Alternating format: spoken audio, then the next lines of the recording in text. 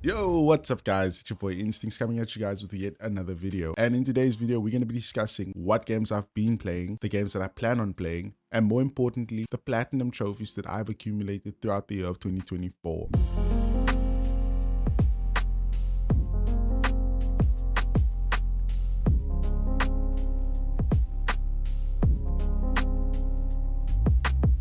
Now, I'm just going to put it out there. There hasn't been many of those. What I will say is I had a year full of fun, and that's thanks to you guys, my community. I would just like to take this moment to say thank you. Thank you so much for the time, the eyes and the ears that you guys have given me throughout the year. You guys have made 2024 unforgettable. There's definitely been growth in the channel. I can see consistent improvements. And with that also being said, I would like to say, if you guys would like to join the community, please be sure to leave a like and subscribe. Turn on the notification bells because we do try and go live quite often, and hopefully, fingers crossed, throughout the year of 2025, more content will be brought on the channel in the form of long videos. With all the thanks and stuff out of the way, let's get into the trophy list and things that I platinumed throughout the year of 2024. Firstly, we have Resident Evil. This is Resident Evil 1. I think it was a remake back in the day. Pretty damn good game. I had fun with this game. There's a lot of playthroughs that you do need to do though. So I suggest if you end up going for the platinum, try to use a guide. But overall, pretty damn good game. Then we had Tekken 8, which is a game that I was so hyped for. I know a lot of people talk about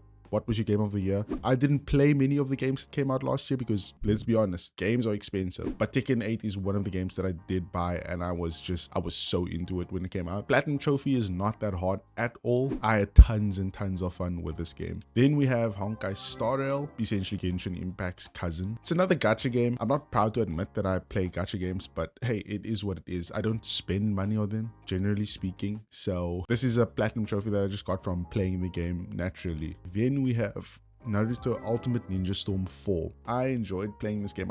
I'm kicking myself for not making a video on it though, because generally speaking, these videos have been doing well for my channel. It's still something that I need to go back into and clean up the DLC, but pretty enjoyable experience. A break from everything else that I was playing at the time, so I can't complain. Then we have Ghost Runner, which is a game that I enjoyed quite a bit as well. It was pretty short, if I'm not mistaken, and it was a quite unique experience, quite unique gameplay mechanics, quite unique in that sense. So something that I enjoyed going for, and also something I would love to go back to clean up the DLC. And then we have Battlefield 1, which was a game that I played a lot back in the day when it came out. Well, in the year of release, I played it quite a bit.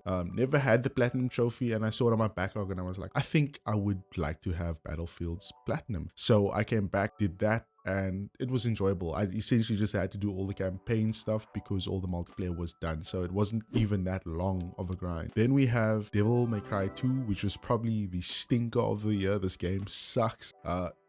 Don't play this game if you couldn't tell by what I was trying to say. I want to get every single Devil May Cry game done, which is why I have this platinum. So I went through the torture. You don't have to do that. You can appreciate it from afar and just watch videos on it. Then we have Call of Duty Black Ops 3, a game that everyone probably knows at this point just because of how hard the platinum trophy is. Actually, I should rephrase. It's not hard. It's just a game that is very, very tedious and time consuming, but something that I love to have on my trophy list. I hated going for it, but the feeling you get when you pop a game that is this long, a game that is this tedious, this grindy, it's just unmatched. Really proud to have gotten this game done this year. Hopefully Black Ops 4 in the new year, fingers crossed. But yeah.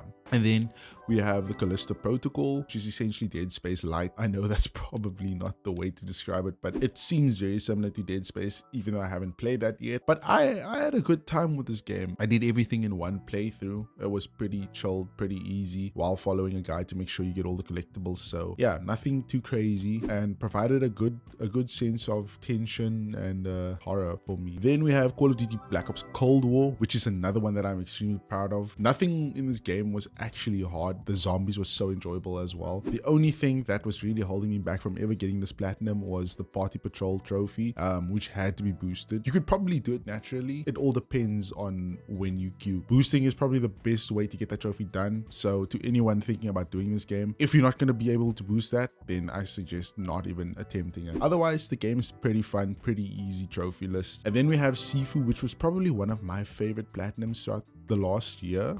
This game is so good. I think everyone should play Sifu. You can become so ridiculously good at this game, and you can be so bad at this game at the same time. There's a lot of time that you need to put into it to actually master everything and understand how all the enemies work and how they move and things like that. It just tests your reaction time. It's a game that I love as a fighting game person. Then we have Need for Speed Rivals, which is probably the weakest Need for Speed that I've ever personally played. It's not that it's bad, it's just very repetitive. I mean, you could kind of say that for all racing games. So maybe I'm being a bit harsh in my criticism, but it's not something that I would go back to, if not ever. And then we have Man Eater, which is another nice chill game which you can essentially just turn your brain off and play, and you can get the platinum that way.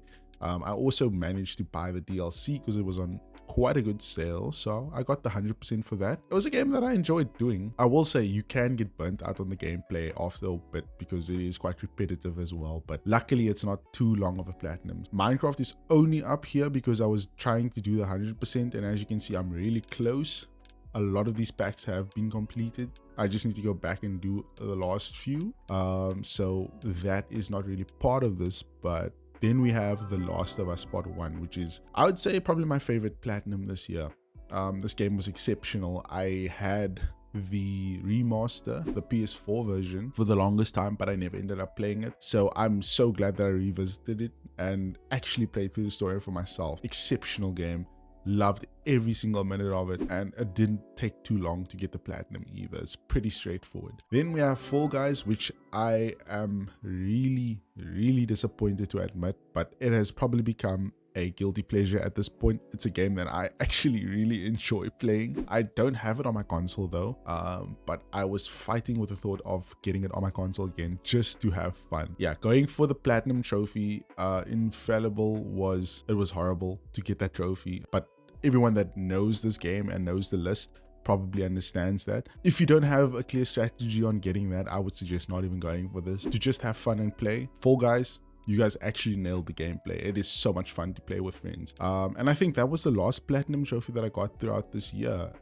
Crash and Crash Warp, so it's Crash 1 and Crash 3. The only reason why they are up here is because I went back and did the DLCs, which is Stormy Ascent, and then for Crash 3 it was Future Tense. But yeah, that is essentially the trophies that the platinum trophies that I got throughout the year of 2024, which I believe were 12 in total. Like I said, not too many. I know in my previous video I set a goal of 20 to 25 trophies. I was very far off that, but it has been a busy year, so hopefully in next year I can actually reach the goal of 20 to 25 platinum trophies. I'm going to keep it at that number, and hopefully we can actually reach it this year. And then as you guys can see, the games that I'm currently working on is Devil May Cry 3 Special Edition. Like I mentioned, I really want to get all the Devil May Cry platinums at some point, and 3 is the one that's actually going to start giving a challenge, and then obviously 4 and 5 to follow, but that we'll cross that bridge when we get there. And then I'm working on EAFC 25, the platinum trophy as well.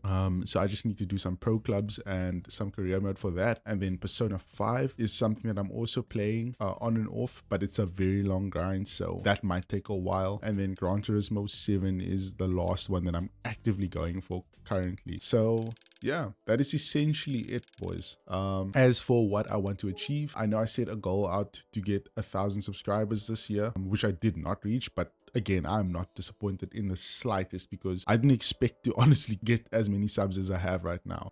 Again, thank you so much for that support and stuff. Hopefully by the end of this year we can hit 1,000 and maybe even go beyond that. I'll definitely be working hard towards that goal. Furthermore, for my trophy list, what I'm trying to do in the next year, or things that I'm going to be focusing on, is going through my backlog. I want to clean up my backlog because it does look quite messy. Number one, that is the first thing that I'm planning on doing. So I'm just going to scroll through here while I'm talking. And then the next thing that I'm planning on doing is trying to get the 100% for a lot of the games that I play. I know my trophy list is the completion percentage is probably very low, But the point that I'm trying to make is I would love to go for more 100%. So that is something that I'm going to keep in mind going forward. And whenever DLCs pop up, I'm probably going to end up buying them when they're on sale, because no one should be buying DLCs for full price. That is insane. Games are expensive as they are, and DLCs can become pretty damn expensive too. So yeah, that is essentially all the goals and stuff that I've set for myself for the next year. I would like to be more consistent, but that's a given.